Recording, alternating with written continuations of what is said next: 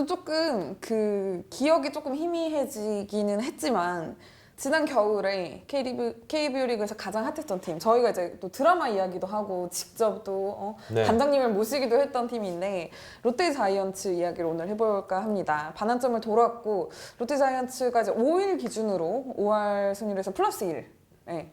근데 이제 워낙 좀 타이트한 경기 그 순위 싸움이 벌어지다 보니 순위는 7인데요. 네. 좀 어쨌든 아직까지는 가을 야구를 향한 중위권 싸움 중이다 이렇게 볼 수 있을 것 같습니다. 네. 지난해 많은 이제 화제가 됐죠. 성민규 단장, 그죠? 프로세스 네. 열풍. 아까 뭐 이야기했지만 스토브리그 뭐 드라마 네. 속에 뭐 재조명 받았던 꼴찌 롯데. 그러니까 지금 롯데가 경기 수가 많지는 않더라고요. 많이 네. 취소가 돼가지고. 예, 좀 그래서 네. 자 71경기를 치렀고 지금 반환점을 딱 돌려고 하는 순간입니다. 오늘 이제 5일 현재죠. 그러니까 6일 오후에 지금 영상을 지금 촬영 중인데. 지금 이제 플러스 1이 됐지만은 그래도 아직은 가을 야구 어떻게 될지 모르는 거고 또 허문회 감독이 또 그런 얘기를 좀 하셨잖아요. 8월에 치고 올라가겠다. 네. 네. 그럼 왜 이렇게 말씀하시면 우리는 5월부터 계속 치고 올라와서 끝까지 계속 치고 올라갈 것이다 이렇게 하셨으면 그냥 쭉 죄송합니다. 또 뜻이 근데 8월에 어쨌든 3연승을 네. 달리고 있고요. 근데 물론 뭐 험난했습니다. 롯데 시즌이 올해도 순탄하지는 않았는데 네. 개막 5연승 이후에 뭐 좀 부진도 했었고 그렇죠. 연패도 했었는데 뭐 지금까지 좀 중간 점검을 한번 해볼까 해요. 네. 그렇습니다. 아까 먼저 이야기를 말씀을 드린 대로 프로야구 역대 좀 가장 쇼킹한 단장 선임 중 하나가 아니었나 싶을 정도로 롯데가 올해 좀 주목을 받았던 이유는 바로 성민규 단장의 부임 시점 이후였는데요. 현재까지 좀 어떻게 볼 수 있을까요? 지난해 9월에 이제 성민규 단장 선임 바로 직전에 선임 네. 직전에 뭐 이러한 분이 롯데 신인 단장으로 거론이 되고 있다 했을 때 야구계 발칵 뒤집어졌습니다.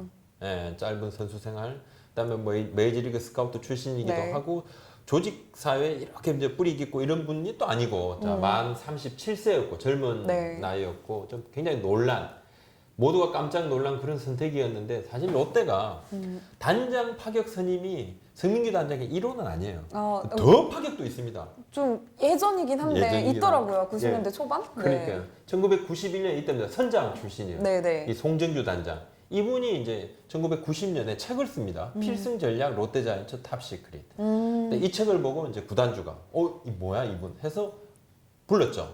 그해 91년에 첫해 4위, 그 다음에 1992년 이듬해 롯데가 우승하고 그 이후로는 우승이 없죠. 굉장히 쇼킹하죠. 일반인입니다. 야구인이 아닙니다. 근데 제가 이 얘기를 되게 전설처럼 들어서 알고는 있었는데 정말 저 책이 유일한 이유였나요? 다른 이유가 있을 수가 없죠. 뭐. 네. 책이 또 매개가 돼서 또 했는데 이분 뭐 그냥 그 이후에 도슨사로서 또 활약도 하고 계시고 가끔 인터뷰 하시더라고요. 네. 좀 특별한 분이기도 한데 아마 그 이후로 이 야구계 전체를 통틀어서 가장 쇼킹한 단장 선임이 아니었을까. 네.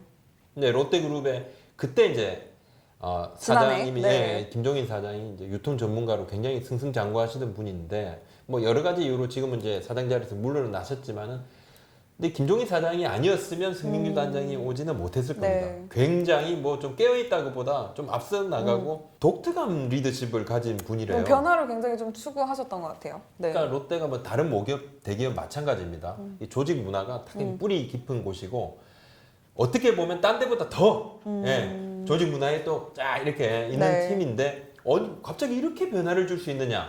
김종인 사장도 있었고 그죠? 거침없는 행보. 네. 또 하나는 이제 꼴찌 추락에 대한 그 긴박감이라든지 이런 부분이 있었기 때문에 가능했죠. 네, 근데 사실 성민규 단장뿐만 아니라 롯데의 이제 올 시즌 좀 주목을 받았던 부분은 허문회 감독을 빼놓을 수는 없을 것 같아요. 네. 네, 왜냐면 허문회 감독도 지난해까지 이제 키움에서 수석 타격 코치 맡았었지만 뭐랄까 그동안 뭐 굉장히 좀 화려하고 뭐 이름값이나 유명세가 높은 코치님은 아니었는데 그렇죠. 이 두 분의 조합이 과연 좀 어떤 콜라보를 이룰까가 좀 관건이었잖아요. 네. 송민규 단장이 허문회 감독 모셔올 때부터 뭐 최고의 선택이 뭐 1호가 허문회 감독이다 이야기를 하기도 했죠. 네.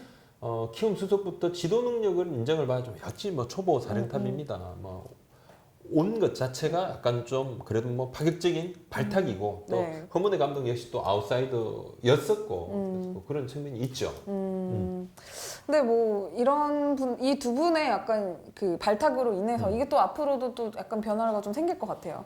그렇죠. 이제 지금까지 뭔가 팬들께서 기대했던 변화 이 부분이 다 이루어지지는 않았다고 봅니다. 저는. 네. 왜냐하면 생각대로 흘러가지는 않습니다. 시즌도 그렇고 그리고 또 매일매일 경기를 치르다 보면 더 그렇지도 않아요. 근데 네. 그래도 이제 지금까지 바뀌어 있는 부분들을 한번 조금 살펴는 볼 필요가 있을 것 같다. 예. 보면 이제 첫 번째로 네. 사실 이제 팬분들께서 구단의 뒷 이면까지 보실 필요 없죠. 물론 뭐 정통한 일부 팬들은 뭐 그 뒤까지도 궁금해하시죠? 네. 보시죠. 또 보시기도 하고 네. 궁금해도 하시고 한데 사실 한국 시리즈 우승을 한 지 28년이나 된 롯데 팬들이 뭐 전문가가 아니신 분이 별로 없더라. 굉장히 다 전문가더라. 이 기자들도 사실 댓글 보면 이런 일이 있었나? 이렇게 봅니다. 그렇게 네. 뭐 이렇게 공부를 할 경우도 있고 한데 이제 성적이 가장 중요한 것은 맞지만 또 야구가 또 뭐 일희일비하는 재미도 있지만 네. 그렇지만 만약에 일희일비 하지 마라 이렇게 하면 시즌 끝나고 난 다음에 딱 한 번 웃고 한 번 울고 뭐 재미가 그러면 없죠, 그러면. 그러면 안 되잖아요. 네. 지금까지 바뀐 거 크게 보면 저는 이제 2군 시스템, 네. 그다음 6승 관련, 그리고 젊은 선수들을 이제 뭐랄까 좀 기용을 하는 부분들, 네. 그리고 1, 2군하고 이렇게 소통하는 그 부분, 또 과학 장비를 도입을 통한 좀 더 분석에 근거한 야구, 스카우트 파트 역량 강화 주안점을 둔 부분.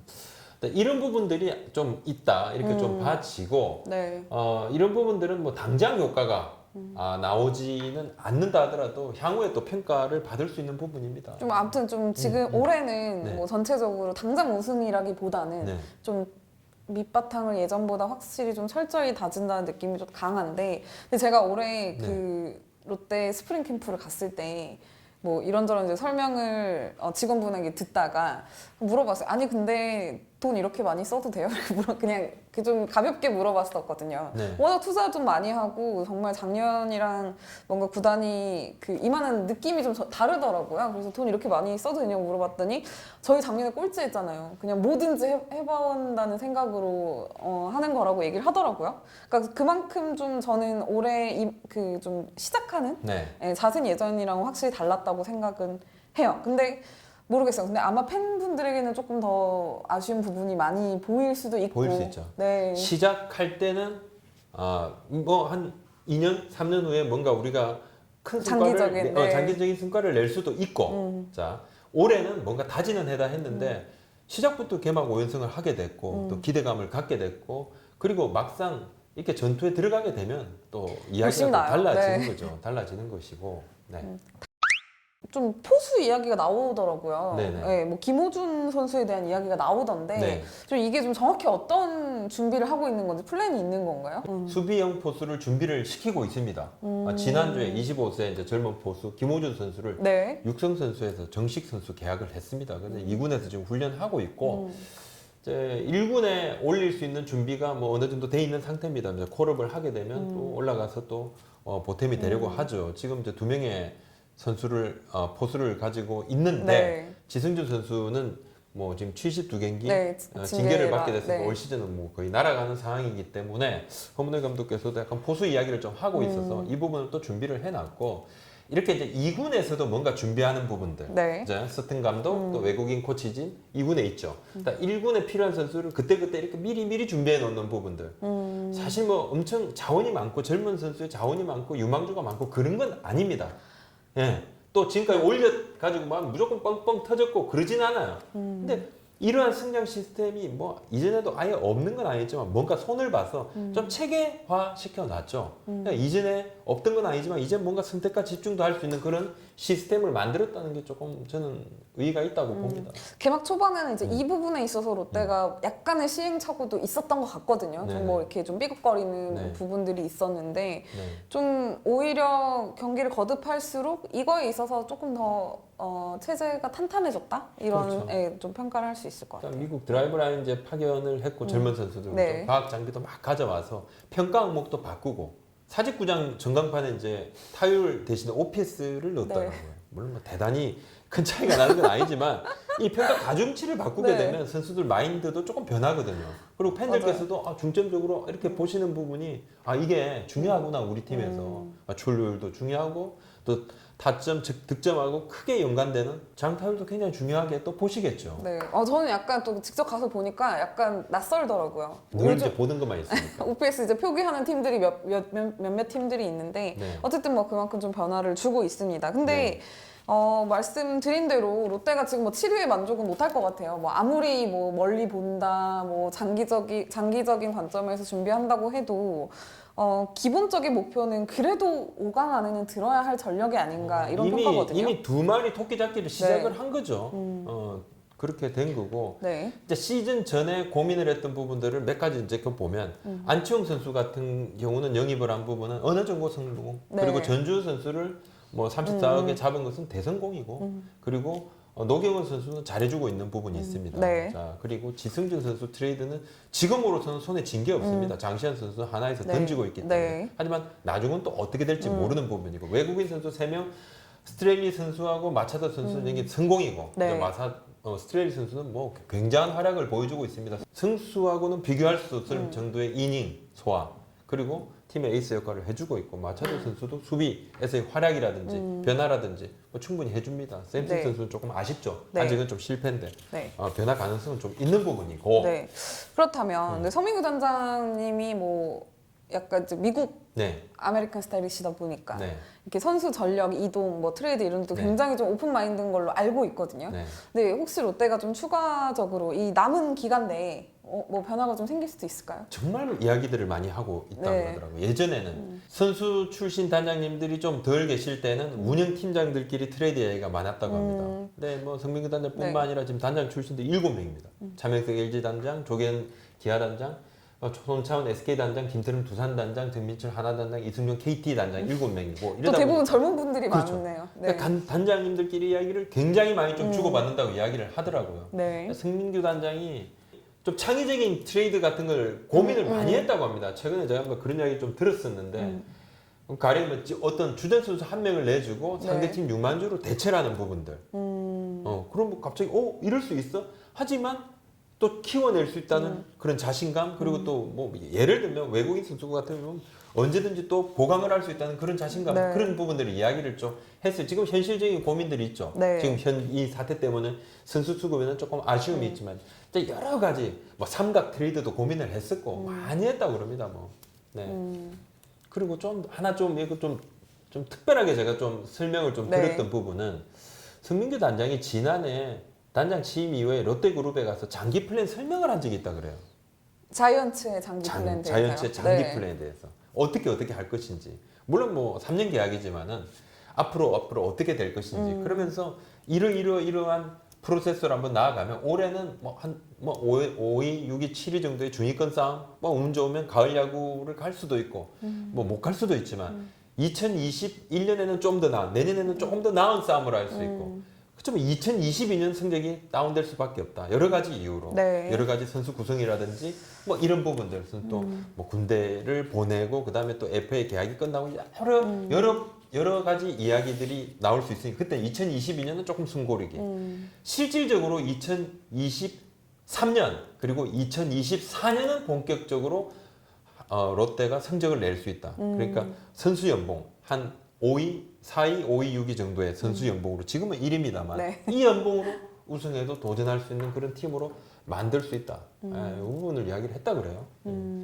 뭐 아직까지는 뭐 그러니까 좀 뭐 구체적인 계획의 좀 첫 번째 단계라고 보면 될 것 같고 볼 수 있을까요? 그럼? 그렇죠. 네. 아직은 그렇죠. 그리고 성민규 단장이 와서 많은 걸 좀 바꾸려고 했지만은 그게 쉽게 그렇게 바뀌진 않습니다. 조직 문화라는 게 그렇지 않아요. 몇십 년을 또 이렇게 이어온 구단이다 보니 절대로 네. 바뀔 수 없고 본인 자체가 이제 뭐 거의 저 마이너죠. 어떻게 보면 조직 안에서는 단장님이지만은 그래도 내부적으로는 지지 기반이 좀 약하죠.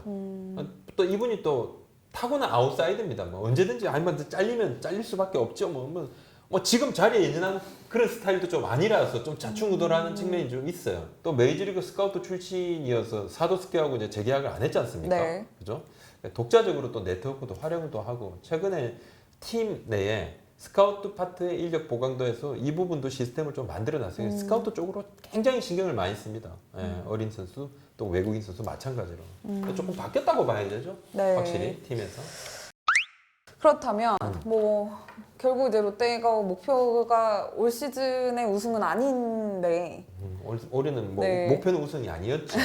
근데 또 이게 후반기에 어떤 성적을 거두느냐에 따라서 뭐 또 드라이브를 더 걸 수도 있는 거 아닐까요? 그러니까 대표적으로 보면 저 마무리 김원중 선수 변신 네. 있지 않습니까? 이 부분 물론 먼저 허문회 감독 또 선민규 단장이 시즌 전에 저 고민들을 해서 하기로 했는데 내부에서도 그때는 반신반의를 했다 그래요. 이제 지금 잘 됐지 않습니까? 네. 확실히 뭔가 고민을 해서 지금 성과가 나지 않습니까? 근데 모든 것이 이렇게 될 수는 없다. 올해는 뭐 몇 가지, 네. 내년에도 몇 가지 그것도 추가되고 이렇게 돼야지 올해 변화를 시도했던 것이 전부 성과를 낼 수는 없는 거죠. 생각 외로 이제 지금 뭔가 생각 외로 잘 풀리고 있다고 보고 있습니다. 오히려 네. 허문회 감독은 8월부터 치고 나가겠다 했으니까 그 지점에서 이제 또 전략을 다시 수정을 좀 하겠죠. 8월 이야기가 나왔던 게 결국은 이제 시즌 초반부터 무리를 하면 네. 좀 지나치게 좀 오버페이스가 될 수 있는 팀 뭐 컨디션이다 보니 좀 이렇게 천천히 이렇게 마라톤 하듯이 좀 막 해서 막판 스피치를 가하겠다 약간 이렇게 읽히는데 네네. 근데 생각보다 지금 경쟁 팀들이 너무 또 만만치 않아요. 뭐 롯데만 지금 흐름 유지한다고 해서 또 성적이 단숨에 올라갈 것 같지는 그렇죠. 않은데 몇 네. 팀을 내려야 되는데 내려올 팀이 별로 보이지가 않아요. 네, 요즘 뭐 기아가 조금 뭐 주춤하긴 조금 하지만 주춤하지만 네. LG는 이미 뭐 상승세를 네. 상당히 타고 올라가고 있고 KT 역시 최근 10경기에 7승 3패로 기세가 좋고 그쵸. 그죠? 네. 1위 NC, 2위 키우 그리고 공동 3위 두산 LG 자, 그 여기에다가 또 뭐 KT 기아까지 롯데가 약점이 없지는 않습니다. 맞아요. 네, 뭐 포수 쪽 이야기는 뭐 몇 년 전부터 계속 그렇죠. 나오는 부분이고 외국인 투수 부분도 뭐 샘슨 선수도 네. 지금 뭔가 좀 바꿨거든요. 이전에는 본인이 좀 슬라이드 위주로 좀 승부를 좀 가져가다가 지금 체인지업도 좀 섞어서 좀 좌우 약간 좀 떨어지는 공도 조금 변화를 좀 두고 있습니다. 그리고 뭐 이렇게 하면 돌려보내겠다 자꾸 뭐 이렇게 음포까지 막 내고 좀 동기부여를 하고. 계속 하게끔. 그래서 네. 조금씩 좀 살아난다고 하지만은 베스트는 또 아니고 네. 국내 선발진 박세웅, 노경은, 이 서준은 이 세 선수가 나름대로 잘 버텨주지만 좀 부침도 좀 있고 좀 고민은 있어요. 네. 뭐 후반기 롯데 싸움도 뭐 아주 쉽게 풀리진 않을 것 같은데 네. 그래도 네. 뭐 좀 가장 다이나믹한 시즌을 10개 구단 중에 올 시즌 펼치고 있지 않나. 그래도 이제 이 부상 선수가 적다. 이 부분은 상당히 좀 네, 장점인 것 네. 같고 지난해 가을에 이제 이 열풍들이 자, 개막 초반에 갔다가 싹 다운되면서 그 이후로 이제 허문회 감독 욕 엄청 들었죠. 허문회 감독 욕 막 듣다가 갑자기 또 성민규 단장도 뭐하냐 뭐 아무것도 안 하고 있고 또 똑같아 이렇게 또 욕을 듣다가 지금 이제 팀이 다시 올라오면서 조금 분위기도 조금 바뀌기도 했습니다. 바뀌기도 했는데 뭐 지성준 선수 기억 논란에서부터 해서 뭐 반쪽짜리 논란에서 사생활 논란으로 네. 번지면서 감독 단장이 뭐 기싸움이 있느냐 없느냐 설왕설래 상당히 다이내믹한 시즌을 치르는 롯데지만은 가을 야구를 가게 되면 다 잊혀질 겁니다. 예, 가을 야구를 가지 못하면 또 내년에 대한 기대도 있고 올해에 대한 또 반성도 있고 또 고민들이 있겠죠. 근데 네. 팬들의 눈높이는 이미 가을 야구로 향하고 있죠. 어쩔 수 없습니다. 지금은 좀 자고 오면이 아니라 달려갈 때죠. 이제부터는 좀 정말 승부수를 띄워야 할 때. 뭐 승부수를 띄운다 했으니까 8월부터 치고 나간다 그랬으니까. 네. 그리고 저희 마지막으로 정리하기 전에 네. 그러면 저희 그 부장님께서 예측하는 네. 롯데의 최종 순위 저희 이쯤에서 한번 다시 가보죠. 뭐 최종수를 너무 많이 예측을 했기 때문에 네. 태세 전환을 너무 많이 했습니다. 다시 한번 전환하시는 쪽으로. 한 뭐 5위에서 6위 정도는 할 수 있지 않을까. 5위 또는 6위. 네. 자, 알겠습니다. 한번 해보겠습니다. 나중에 한번 최종 점검을 이거 성적표를 한번 매겨봐야겠어요. 네. 그럼 아무튼 바로 그냥 낙제다. 네 오늘 여기까지 하겠습니다. 감사합니다. 고맙습니다.